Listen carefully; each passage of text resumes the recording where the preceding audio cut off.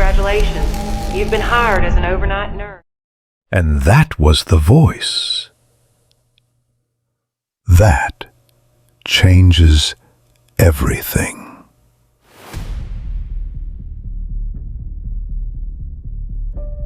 Cash in a drawer, one night, 8 rules. The only line underlined so hard it carved the page, survive until sunrise. At 3 a.m., the doctor knocks. At 3:17, he starts scratching. At 3:33, if you're still breathing, do not look at the monitors. And whatever you hear, especially the child, do not answer. I kept every rule until the door with 217 whispered my name. I was 2 months behind on rent. The red stamp on my door throbbed when I passed like a countdown I couldn't stop.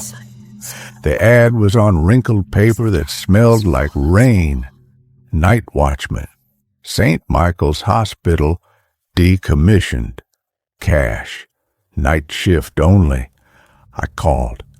A crackly voice gave me a time. No name, no paperwork. Just be here by 9.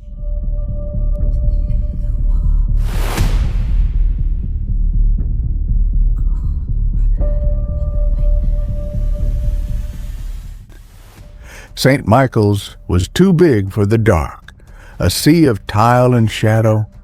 Antiseptic lingered in the air, a bitter taste that stung the back of my tongue. On the marble security desk, a nicotine yellow sheet folded twice. Edges soft as old skin. My name in spidery handwriting. Not a welcome letter. Rules. Do not respond to a child crying. We never had pediatrics. If the east wing lights pulse like a heartbeat, find the nearest janitor's closet. Shut the door for 10 minutes. Do not look through the window. You will hear your name in a voice you love. Do not answer. She wants you to confirm you can see her. Service elevator is for you. Unless an old woman in a white gown is inside, do not make eye contact. Decline help. Take the stairs.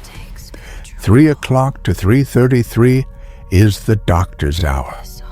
Lock yourself in the security office. Do not look at the monitors. Do not answer the door. If you see a janitor mopping, his name is Walter. Do not interrupt. Walk around him. Room 217 remains locked. It calls to people. Those who answer are not seen again. Do not leave before first light touches the front steps. Below the last rule, the underlined bit so deep it left a hairline groove in the desk pad.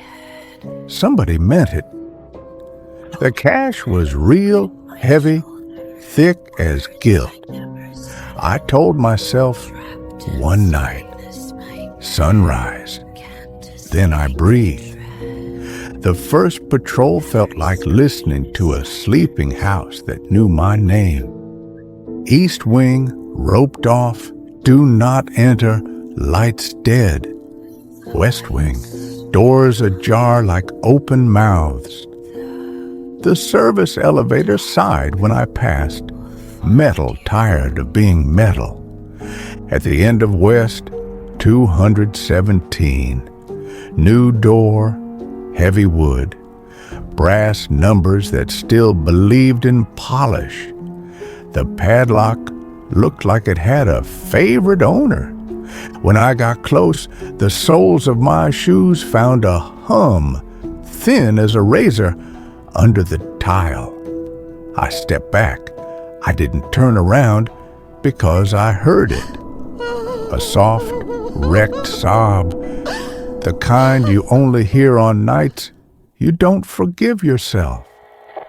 My hands forgot me. The radio strap creaked loud as a scream.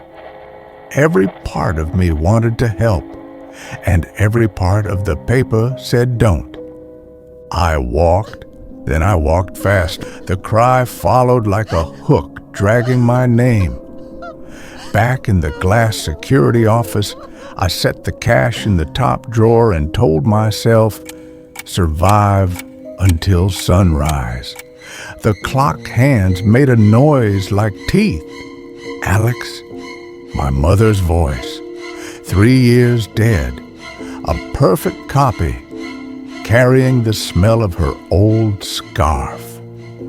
Rule 3. She wants you to confirm you can see her. I bit my lip until the copper taste cut through, wanting. I didn't answer. Then the East Wing woke up. Not random, a heartbeat, bad dump. Nearest janitor's closet, 10 feet, 10 steps, 10 chances to look. Something heavy dragged closer, patient breath on the other side of the door. Curiosity burned behind my eyes. 1 minute, 2, 3, 5, 6, 7. At 9:50, the breath moved. At 10, the corridor let go of me. When I stepped out, the floor kept a memory I didn't want. A long, dark trail from the East Wing past the closet to the stairwell. Bleach would fight it later. Right now, it just shone. The elevator dinged. She was already inside. White gown gone threadbare. Skin as thin as paper. Eyes milky like snow melt. I'd already made eye contact. Can you help me find my room? It came dressed as paperwork. I kept my eyes on the floor. I'm new, ma'am. I don't know the layout. Liar. A wet drag started in the car. I took the stairs 2 at a time. Second floor landing. Walter was mopping in front of 217. He worked with devotion, polishing what didn't need cleaning the way a ritual doesn't need a reason.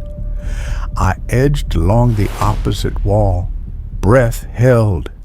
The smell of bleach bit hard. I didn't gag until I turned the corner. A half-lit hall I hadn't noticed opened on B sub-level. Records, maintenance, chapel. The sign shouldn't have had power, but its little bulb believed. Records smelled like old books in winter. Rows of gray drawers with metal tongues. On a desk, a ledger lay open, mottled with water rings. Incident log. Night staff. Closet protocol works if you don't look. Doctor aware of cameras. Blinds advised. Walter requests respect. Do not speak to him. The child's cry moved the floor. There is no pediatrics. 217 is not a room. A sticky note, browned with tape, clung to the edge. If you must pass the East Wing after 2 a.m., hum the hymn from the chapel. He doesn't like music. I pocketed the note before my hands could think too hard about it. Maintenance breathed heat, pipes like ribs. A toolbox lay open, each slot labeled in neat script. Someone had put their world in order before the dark took it back. A brass key tag stamped roof and another marked chapel. I took them both. If order wanted me alive, I wouldn't argue. The chapel was small. Stained glass washed the room in patient colors. On a stand, a hymnal open to abide with me. Verses underlined with a shake of hand. I hummed 2 bars. Something in the far hall shifted away. For the first time, a rule felt like mercy. I didn't make it back to the ground floor office. Wrong floor, wrong hallway. I chose a small exam room whose door still had a bolt.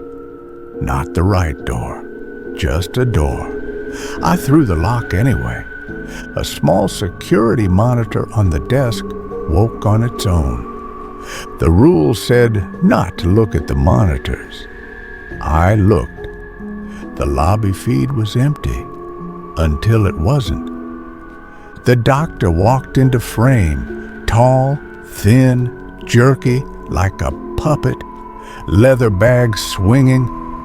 He went to the glass of the security office below and tilted his head up, not to a camera there, but to me, here. Knock, knock, knock. Night watchman, the agency quit. I have your paperwork. Simple signature. It sounded like safety wearing a tie. 3:05. Heart rate elevated. Labored breathing. I have a mild sedative. It makes the rest of your shift peaceful. The handle tried once. Then the scratch started around the lock. Patient circular. 310. Something slid under the door. A hospital pager, yellowed, screen alive. Code, not a room. I hummed the chapel hymn, barely. The scratch faltered and moved to the hinges. 313. You're right there. On the little monitor, the doctor raised a gloved finger and pointed at the camera, at me. If he can see through any powered screen, then he saw me earlier in the closet window slit glowing red. How many times did I almost show him my eye? At 3:17, he started carving letters into the paint. Open your door.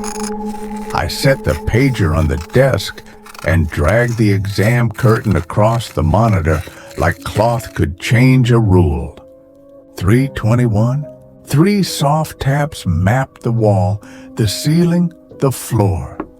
He traced me without opening. 3:27. I tipped a metal stool against the knob. Not much, not nothing.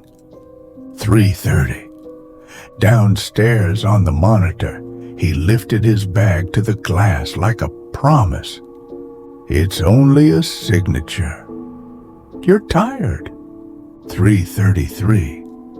The scratch stopped. The room exhaled. I stayed until the sweat dried cold.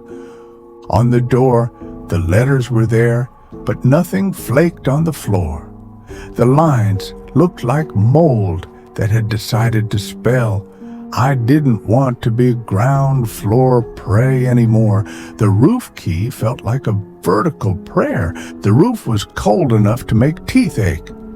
The hospital breathed under me, boilers murmuring, vents sighing like sleeping animals. I checked the horizon. A line of ink is thinking about turning gray. Soon.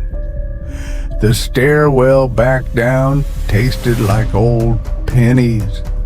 I heard a bucket wheel squeak 2 flights below and hummed the hymn without meaning to.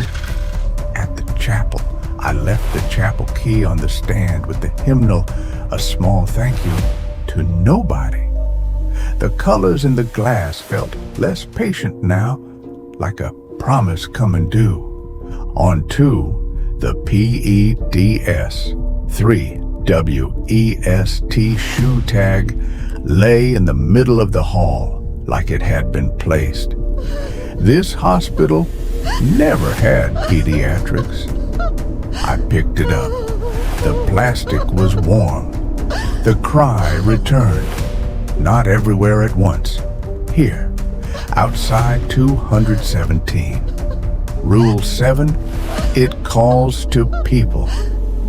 What if the one wrong thing all night was the rule itself? The padlock lay on the floor like it had been unslept for years. The brass 217 gleamed like a lure again. "Please, it's dark. I'm scared." I pressed my ear to the wood.